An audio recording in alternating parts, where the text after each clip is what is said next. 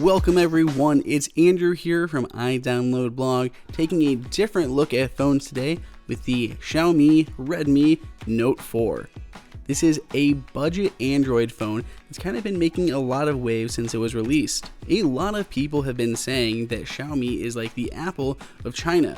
This is a really budget-friendly phone, but it really has some premium specs. And it also just looks gorgeous. I have the 64 gig model, but like many Android phones, it is expandable via micro USB or micro SD and can go up to an additional 256 gigs. Aside from micro SD expansion, it can actually also support multiple SIM cards. So you can have dual SIM cards in there, allowing you to take both work and personal calls on the same device with different numbers. Amongst the really standout features of this phone is the screen. It's only 1080p, but it looks absolutely gorgeous and has nice little rounded edges that make it just feel really great in the hand. Along the back is a 13 megapixel camera, a flash, and a pretty surprisingly good fingerprint reader. I've tried a bunch of different fingerprint readers on Android phones, and a lot of time they're really subpar, but this was really fast and it gave you a little bit of haptic feedback to let you know when you did unlock your phone. The setup screen looks actually really similar to setting up Touch ID on my iPhone. The one thing that I was a little bit let down on, and we're going to spend a little bit of time looking at here, is the actual camera itself. So we're going to compare this again shot for shot with the iPhone 7, Apple's kind of cream of the crop, best camera out there. And it does, I love the camera UI, and it is really fast. There's a lot of different shooting modes in here, including, panoramas and, timer-based ones. So lots of different shooting modes, as well as lots of filters. They have both filters in here for things like, changing the light, like the light of things, as well as some fisheye or stretch, more kind of, fun filters that you can use if you're doing selfies or something. So lots of different options when you're shooting, but however, there are a few disadvantages. So first up, that front-facing shooter is only 5 megapixel, which I say only, like Apple just recently switched to a higher resolution.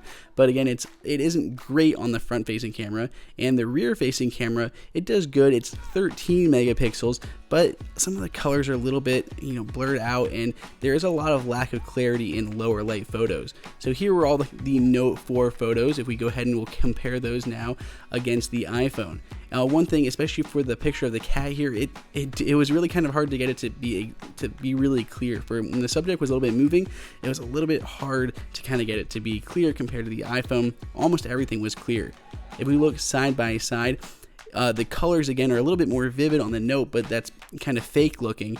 But I think everything overall looked a lot better on the iPhone side of things. So camera was a bit of a letdown, but otherwise this phone was pretty great all around. Again, the screen was phenomenal. It's pretty straightforward. On the right hand side of the phone is the power button on the bottom, as well as the volume rocker right above that. I think I do prefer the fingerprint sensor on kind of the home button or the front of the device, but the back is relatively okay. A lot of other ones have put it in that location. The top of the phone has obviously a headphone jack, like pretty much all other phones do, as well as an IR port, so you can use this as a universal remote. You could actually set it up that way. On the bottom is micro USB. That's another downside. I kind of wish they had gone with USB-C, but it's not too big of a deal. The phone itself is very speedy. It's actually sporting like a 10-core processor in here. Now I know that that's kind of just specs for the sake of specs, but it does perform very well. I never really noticed any sluggishness in actually operating the phone. And that is with this MIUI or the MIUI skin over top of the stock Android, which actually has a lot of fans, and I'm pretty happy with it too. It didn't really slow the phone down at all, and it has a few really cool features, such as this second space feature, which is really unique. It allows you to simply set up, it's like using two devices. I can actually have, my work stuff on one and personal stuff on the other.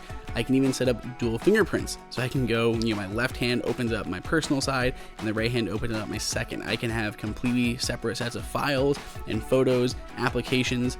When you do set it up, you can set up a second passcode. So again, personal passcode and your second passcode, and you can import or transfer any of your files in between either of your two sides. So it works really, really well, and it's kind of a nice feature if you do want to keep those things separate. Dual SIM cards and dual spaces here allows you to do a lot with this simple little phone. As you can see, we can actually test this out. So my left finger, I'll put on the fingerprint sensor on the back, and I'm in really quick. I'm in my first space.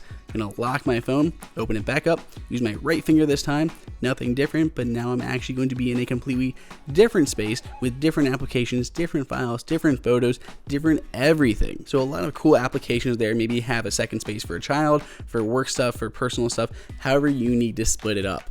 Battery life here is a beast. It's got a 4100 milliamp hour battery.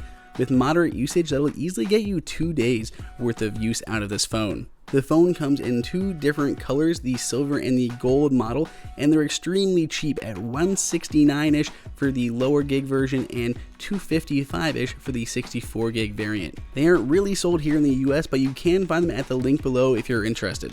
Please go ahead and subscribe. Let us know what you think of this interesting phone down in the comments. Till next time, it's Andrew for iDownload Blog.